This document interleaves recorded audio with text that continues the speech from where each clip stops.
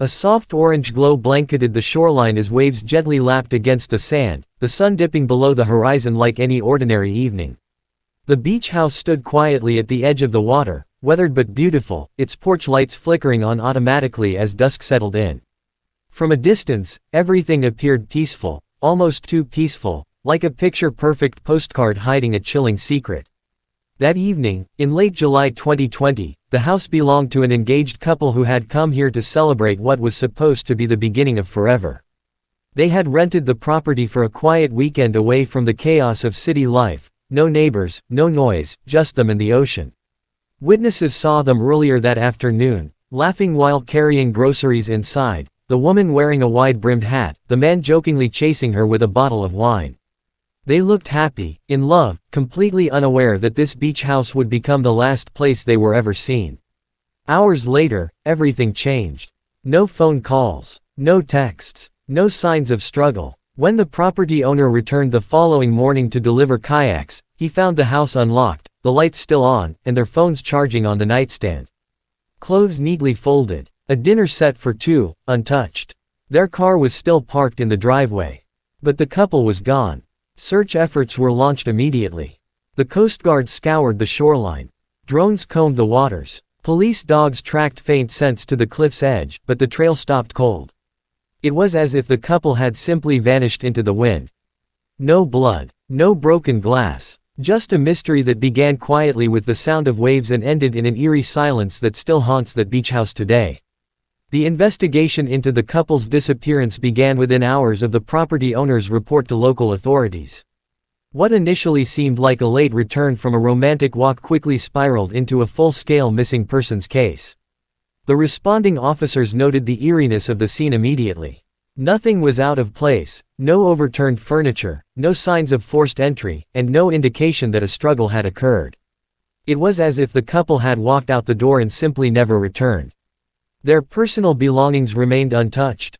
Wallets, phones, luggage, even their toothbrushes were still neatly placed in the bathroom, damp as if recently used. A pair of wine glasses sat on the kitchen counter, filled but untouched. A soft breeze drifted through the open windows, carrying the faint scent of the sea and something else, something colder, unsettling. Family members were contacted, and confusion quickly turned into panic. The couple had spoken with relatives just the night before, full of excitement about the weekend and the wedding plans ahead.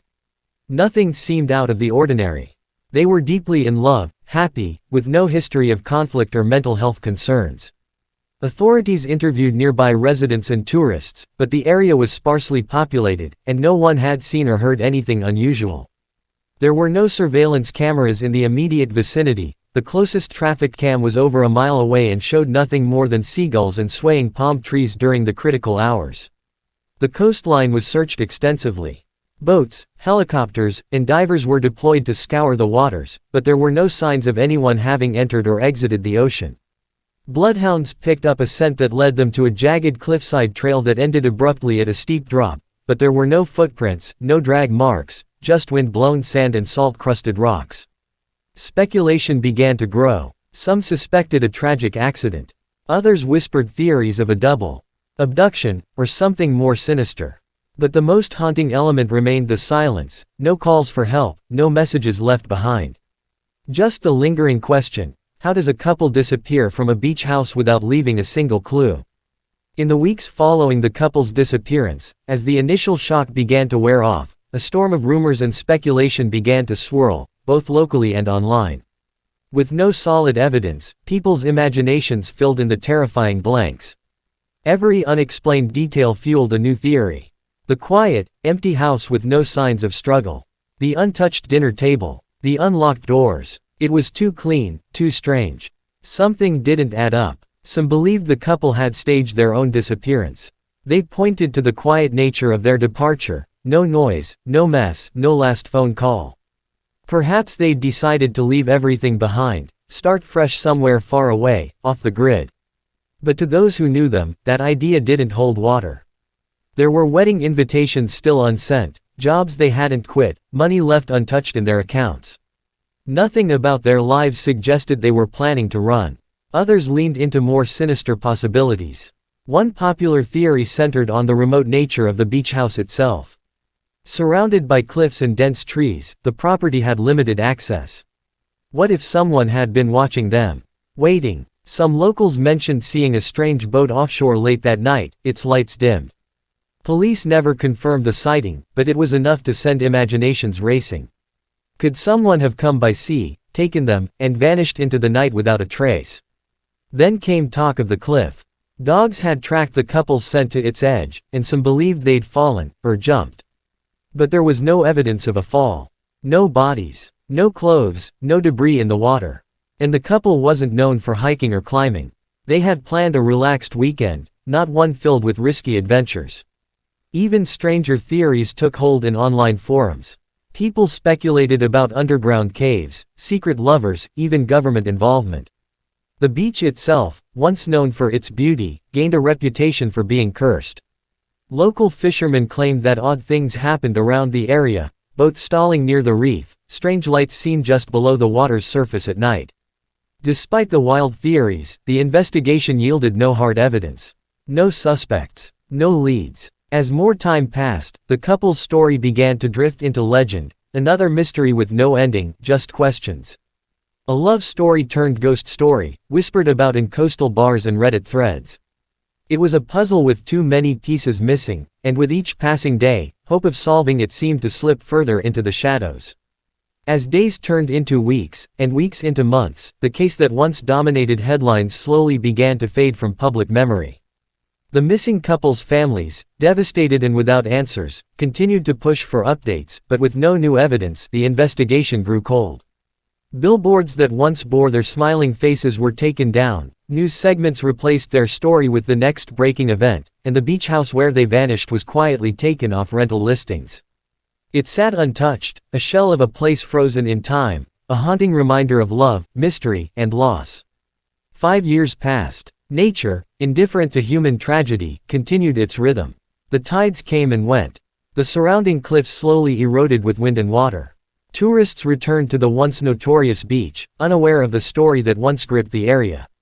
Locals avoided the house, calling it cursed. Some believed the couple ran away, choosing to escape the pressures of the world and begin anew. Life in hiding. Others believed something darker happened, a crime so clean and calculated it left no trace. Online forums dedicated to unsolved mysteries regularly revisited the case, with users proposing outlandish theories, alien abduction, secret identities, even supernatural involvement. But all were speculation. There were no leads, no evidence, just absence. Then, one seemingly ordinary afternoon, everything changed. A recreational diver named Caleb Morgan, exploring a reef about 2 miles off the coast, came across something strange. He'd been diving in the area for years, mapping coral and filming sea life, but he'd never seen anything like this wedged between 2 rock formations deep below the surface. It was small, square, and covered in algae, out of place among the natural textures of the reef. Intrigued, he wrestled it free and tucked it into his equipment bag before resurfacing. Back on shore, he cleaned the object and realized it was some kind of container, badly worn by saltwater and time. When it finally opened with a soft click, what he found inside made his heart race. It was a decayed ring box, waterlogged but unmistakable. Inside it was an engagement ring. Not just any ring, one that perfectly matched the description released years earlier by the missing man's family. The same ring he had purchased just days before the couple's disappearance. The reef had been holding a secret all this time, and now, after half a decade, it was finally starting to reveal the truth. The day had started like any other for Caleb Morgan, an experienced diver and underwater photographer known for documenting marine life along the coastal reefs. He'd explored the area dozens of times, mapping coral growth, capturing rare fish on film, and occasionally clearing debris left behind by careless tourists. But that afternoon, as the sunlight filtered down through crystal blue water and schools of fish darted between rock crevices, Caleb spotted something strange nestled deep within the coral. It wasn't driftwood or a piece of broken equipment. It was sharp-edged, unnaturally symmetrical, man-made. Wedged tightly between 2 sections of reef was a small box-like object, partially obscured by plant growth and encrusted in barnacles. It was wedged so securely that Caleb had to pry at it with a tool, carefully dislodging it without damaging the surrounding marine ecosystem. As soon as he had it free, he slipped it into his mesh diving pouch and continued his dive, not thinking too much of it at the time. Items washed up or lost at sea weren't exactly rare in his line of work. It wasn't until he surfaced, removed his gear, and inspected the object more closely that he felt the first pang of unease. It was a small container, stained, weathered, but unmistakably a ring box. The hinges were rusted, and it smelled heavily of salt and decay. Something about it felt personal. And as he slowly forced it open, a piece of the past quite literally surfaced. Inside was a ring, tarnished from years beneath the waves, but still striking in its design. A delicate band, a single central diamond with a tiny sapphire on each side. Caleb froze. He'd seen this ring before. Not in person, but in a viral post from years ago, one of the many articles that had circulated about the beach house disappearance. He pulled out his phone and searched for the image. It didn't take long to find. The match was undeniable. It was the exact ring the missing man had bought just days before he and his fiancée vanished. Caleb's hands trembled as the weight of the discovery settled over him. This wasn't just a lost keepsake, it was evidence. A clue that had somehow gone unnoticed for 5 years, lying silently at the bottom of the sea. He immediately contacted the authorities, who responded within hours. The reef where the ring was found was marked off and designated as a potential crime scene. Divers were brought in. Underwater drones began mapping the area. What had begun as a routine dive had now turned into the most significant break in the case in half a decade. And as the sun dipped behind the waves, illuminating the reef in amber light, Caleb couldn't shake the feeling that the ocean had been holding onto something far more than just a ring. The small, corroded ring box retrieved from the reef had already caused a stir, but what was inside would soon shatter the long-standing silence surrounding the case. Investigators handled it delicately, knowing that saltwater could destroy even the smallest traces of forensic evidence. After a thorough cleaning and preservation process, the ring was officially identified as the same custom piece the missing man had ordered 5 years earlier, a diamond set between 2 sapphires, engraved inside the band with the words, "Forever begins here." The engraving was faint but still visible beneath the corrosion, a chilling echo of a love story that had vanished before it could truly begin. Authorities reopened the case immediately. News outlets picked up the story within hours of the ring's discovery, and suddenly, the missing couple was back in the headlines. The public, once captivated by their mysterious disappearance, was drawn back in by this haunting new clue. The ring had no business being 2 miles offshore, lodged in a reef that was difficult to reach even for seasoned divers. It raised a single, devastating question: how did it get there? Police divers returned to the site where the box was found, expanding the search area across the surrounding reef. Their mission was no longer just to recover evidence, they were looking for the rest of the story. And just a few days later, they found more. Not bodies, not yet. But a camera. Small, waterproof, and wedged beneath a rock shelf barely 100 feet from where the ring had been discovered. The camera was heavily damaged, its outer shell scratched and dulled by years of ocean wear. Barnacles clung to its edges like a protective armor. When technicians extracted the memory card and ran a recovery scan, they expected nothing. Saltwater usually destroyed such delicate electronics. But miraculously, fragments of video footage remained intact. Short clips, no audio, just flickering images captured in the final hours before the couple's disappearance. The first frames showed the couple laughing, their faces illuminated by the fading sun. They were on a small boat, likely rented during their stay at the beach house. The man appeared to be setting up the camera to record the moment.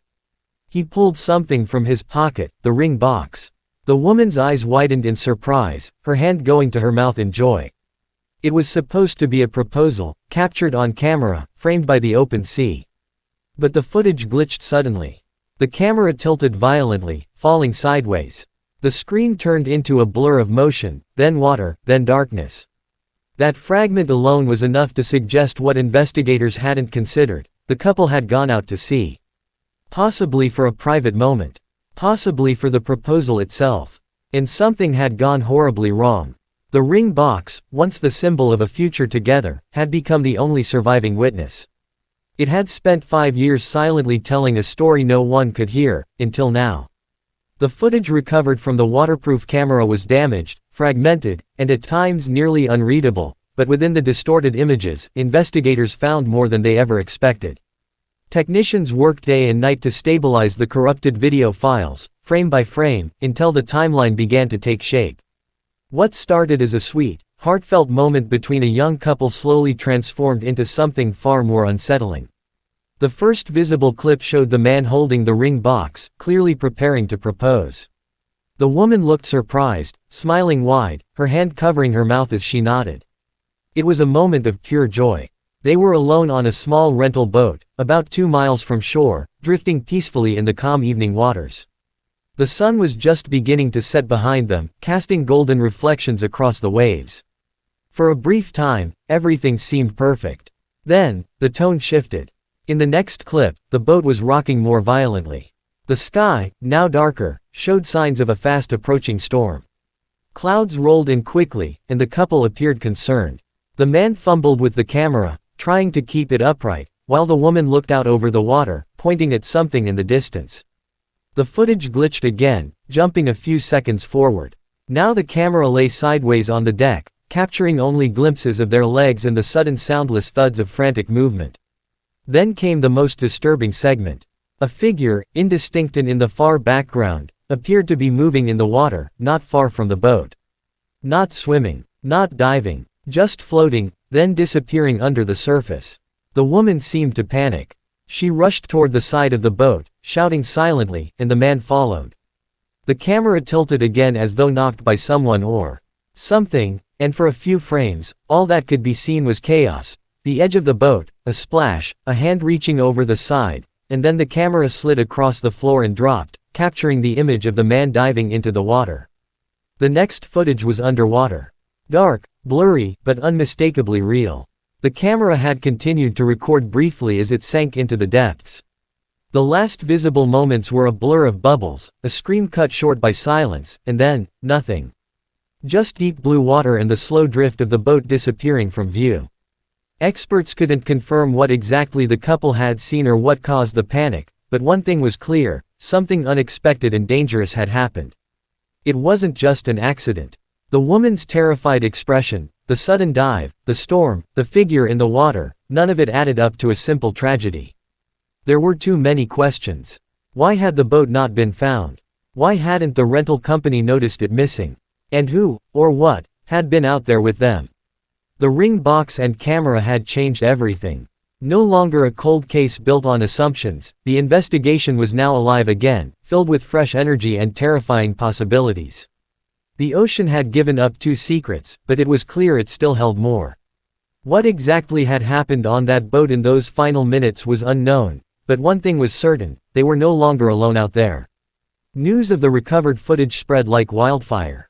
Suddenly, the case that had haunted the coastal town for years was thrust back into the national spotlight. Journalists, conspiracy theorists, and true crime enthusiasts descended on the area, desperate for a closer look at what really happened that night. But beyond the headlines and speculation, the families of the missing couple were grappling with a new kind of heartbreak. For years, they had lived with the agony of the unknown. Now, they had fragments of truth, just enough to deepen the pain. Investigators resumed full-scale searches of the ocean floor, deploying sonar, drones, and deep-sea divers to the region around the reef. What they found next turned theory into terrifying reality. About 300 meters from the original discovery site, lodged between rock and debris, was the twisted, rusting frame of a small motorboat. It had been nearly flattened by years of underwater pressure and storm surges, but parts of it were still intact. Most telling of all was what lay tangled in the wreckage, a piece of torn fabric matching the dress the woman had been wearing in the final video footage. Divers recovered personal items from the boat, a watch still faintly ticking from water-resistant mechanisms, a pair of sunglasses, and a single boot with frayed laces. But the most haunting find was a waterlogged journal tucked into a metal storage hatch beneath the boat's damaged seat. It belonged to the man. Although most pages were ruined, one entry had been preserved by the tight seal of the compartment. Written just a day before their disappearance, the final paragraph read, "She said yes. I can't believe it. We're going out on the water tomorrow. Just us and the waves. I want it to be perfect. No phones. No interruptions. Just her and me, and forever." The line echoed painfully through the minds of everyone who read it. Just her and me, and forever. It was meant to be the beginning of a life together, not the final entry in a life cut short. Despite the emotional weight of these discoveries, one crucial question remained. What, or who, did they see in the water? Experts analyzing the footage could not definitively identify the figure captured in those blurry frames. Some speculated it was a swimmer caught in the current. Others wondered if it could have been a diver, or something else. Entirely, someone or something that shouldn't have been there. Further investigation into boat rentals revealed a disturbing detail. Another vessel, rented that same weekend under a fake name, had never been returned. Authorities linked the ID use to a man connected with past maritime incidents, including aggressive encounters with tourists and a history of trespassing along private waters. He had vanished shortly after the couple's disappearance, never resurfacing in any legal records. Now, with new evidence, a manhunt quietly began. As search teams continued to comb the ocean and reinvestigate past tips, the mystery that had baffled investigators for 5 years had finally begun to unravel. But the truth, whatever it was, seemed darker than anyone had imagined. The ocean had buried their story for half a decade. Now, it was slowly giving it back, piece by chilling piece. And with every new discovery, one thing became horrifyingly clear: the couple hadn't simply vanished. They had been pulled into something deeper, more sinister, and far from over.